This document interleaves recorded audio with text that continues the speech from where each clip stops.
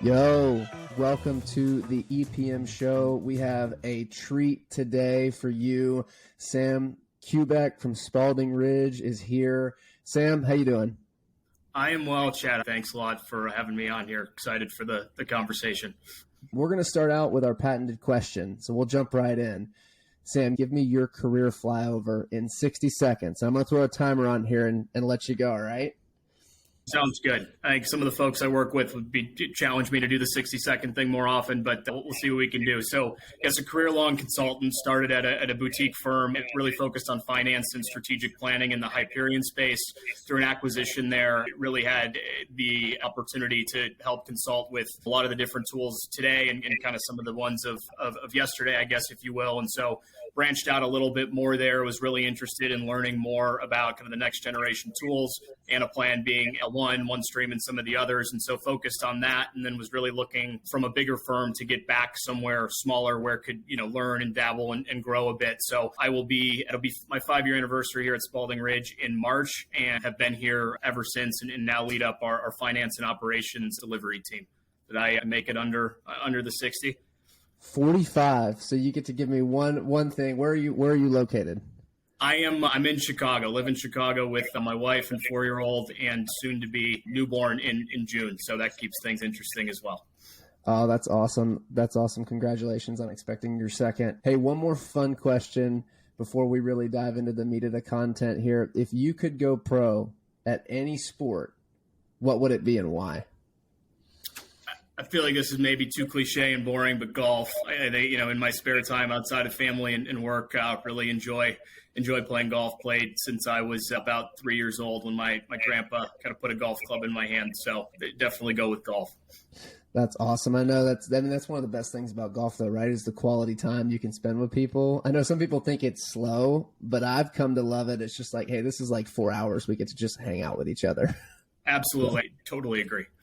Well, hey, man, let's jump right into the meat of the content. One of the things you're passionate about is AI, machine learning, what we're seeing as far as connected planning and enterprise performance management. What is it about AI and machine learning that you think the broader EPM community should know? I think through some of the experiences that I've had with clients and what they're trying to dabble in, and just with the general landscape right now with, so many startups and third parties and what the big guys are doing and what some of the, planning companies themselves are trying to put out there, it's just a really interesting and ever evolving space. And with the macroeconomic condition right now, all leadership is asking to do kind of more with less and less of a tool set. And how do you consolidate some of that there? My focus primarily, I will never pretend to be a data scientist. Massive respect for those folks, but that goes way over my head. I think my focus is how do we help businesses and functional finance users or operations users or what have you interact and adopt and trust the solutions that are out there? And then how do we all in those functions learn from them to learn more about our businesses and what really drives those? Because I think, kind of hitting a point where a lot of that is going to take off, obviously, lately with the ChatGPT craze and what that has been able to do from an AI perspective. Obviously not the same as enterprise level, and I think a lot of the tools we're playing with, but feels like that's going to start the conversation on when can we do that in business and how do you actually go about doing it to provide real insights. Yeah, no, hey, that's a good point, and it's such a timely thing that we're going to talk about, ChatGPT on this show. So tell me a little bit about how you think something like ChatGPT could impact things like adoption into what you talked about earlier, trust when it comes to AI and machine learning, which I know those two things are connected. Can you expound on that a little bit? Yeah, I mean, I'll be honest, some of that makes me a little nervous in terms of expectation setting for what do our clients or business users have as the expectation when they can go in ChatGPT and play around with that and get these answers so quickly. But I do think it starts the conversation on how do you actually do that for a given use case or in a specific portion of the business. And I think that is going to drive some of the innovation and push, again, the companies and third parties in how do we actually integrate those things. And this is very much layman's terms, and I'm sure more technical folks will probably call me out on some of this. But to me, in ChatGPT, a lot of AI ML is so contingent on the data set that you have and have been able to cultivate and been able to refine over time. And ChatGPT, again, layman's terms, kind of has cultivated the internet, if you will, and cultivated a lot of the available data out there, as well as some of the source code. And so they've gone through so many iterations of that, and you can see how powerful it is. Yet, there's still certain questions you ask that you'll get an answer back and be like,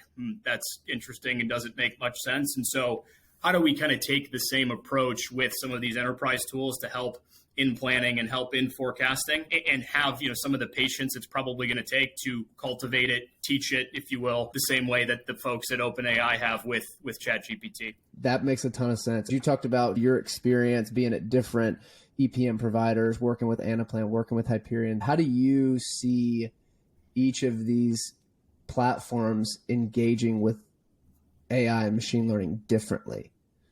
It's interesting, and I think some of them are in their infancy, and others are trying different things. And each provider, I guess, kind of has their own flavor. I think you've got those that have really plugged into the third-party tools like Plan IQ with Anaplan and some of the other third-party tools, whether they be homegrown with some of the data science teams at those clients. But then how do you actually integrate that? And then I think you've got others, OneStream and some of the stuff they've been putting out lately and building their own capability or partnering very closely to build a lot of that. I think it's an interesting paradox in terms of how that works. I absolutely think both can work. I think it really is going to come back down to in those business users trusting and learning from that underlying technology. Can you share an example about how we can build trust with the business, the end users to begin to leverage this technology a little bit more effectively?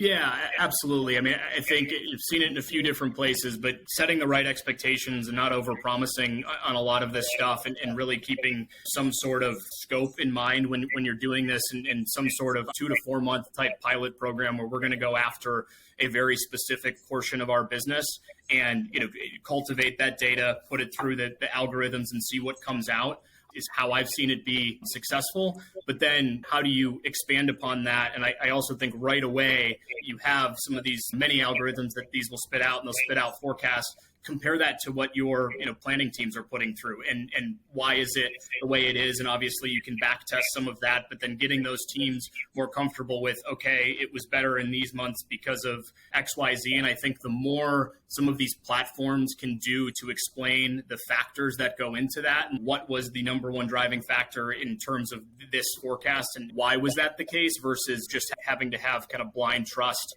and hear a lot like we don't want it to be a black box. Talking with other executives, obviously, like you're not putting your forecast, your livelihood in some of these cases on the line because the algorithm, no matter how good that algorithm is, said so. And so how do you take it from a smaller, kind of more specific use case to then build that trust, have your team understand how to interact with it a bit more, and then grow it more broadly?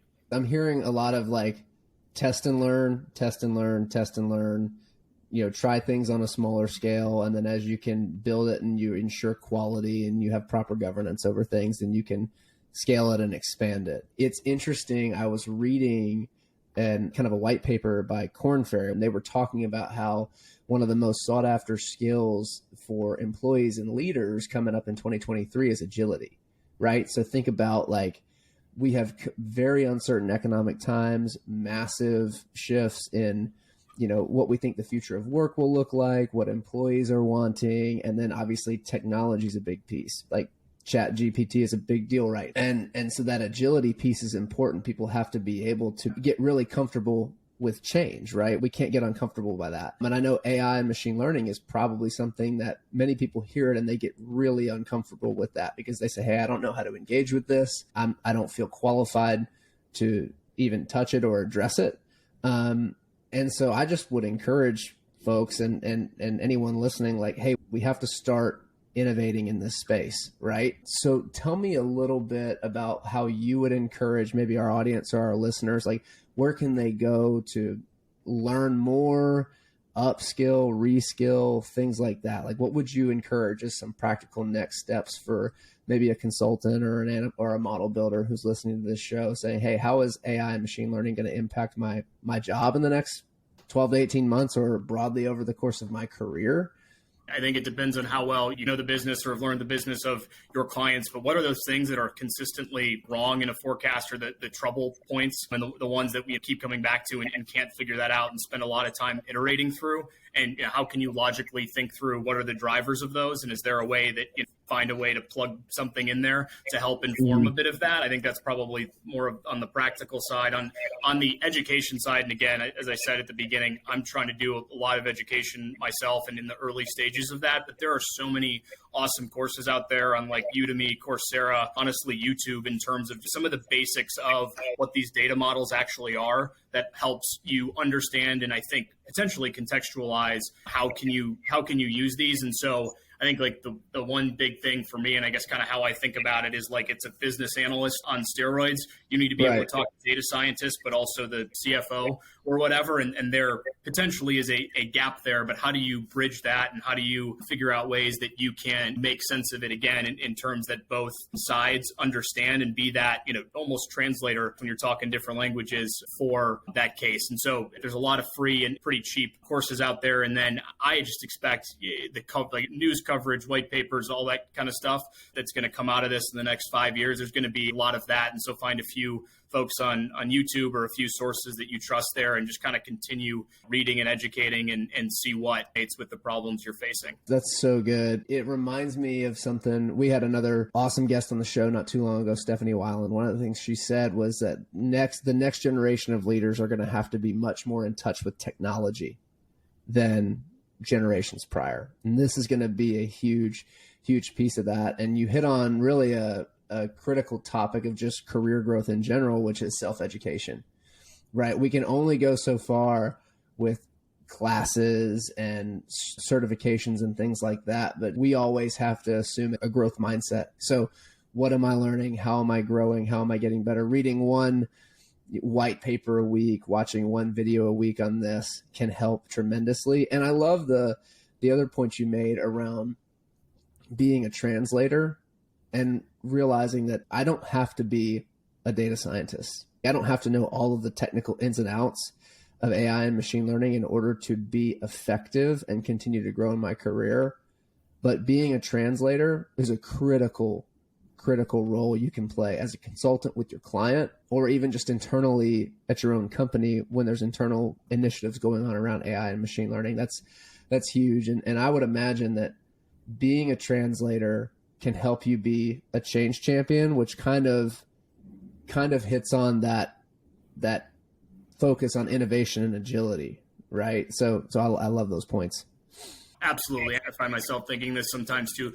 There's so much new stuff in this area that you don't have to be an expert in it either. I think like just, continuing to move forward and figure out how to make some of this incrementally better is great, because there are so many people learning and there are so many different flavors of it. Like, don't feel like you need to be a master. How can you, I guess, move the ball forward, if you will? That's a great point. And so, Sam, I'll get you out of here on this one. You're a managing partner at Spaulding Ridge. You had an incredible career so far. You're learning AI, machine learning, and leading that charge at Spaulding Ridge, or helping to do that.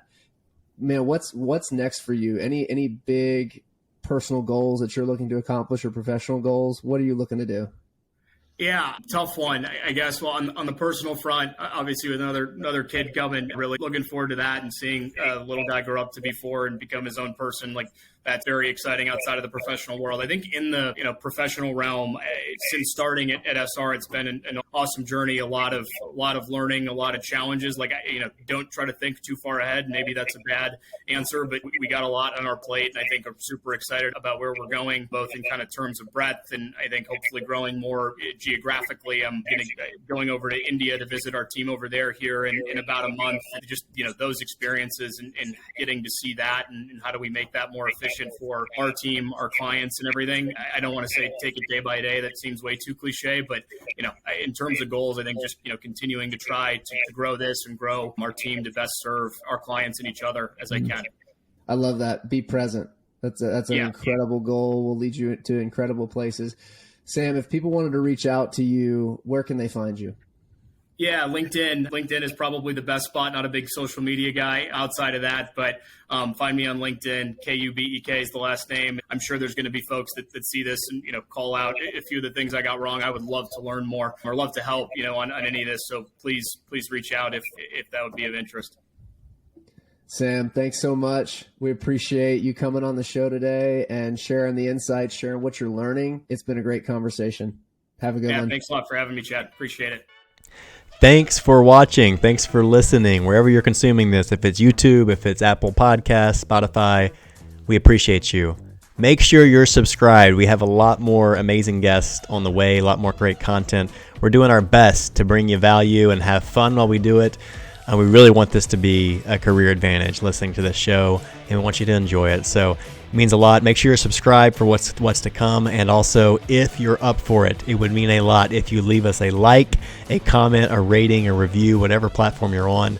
That really helps, and it gets us fired up when we see those. So I appreciate you guys. Find us on LinkedIn. I'm Blake Bozarth. My co-host, Chad Pyke with a Y. Would love to connect with you there. Have an awesome day. See you next time. Peace.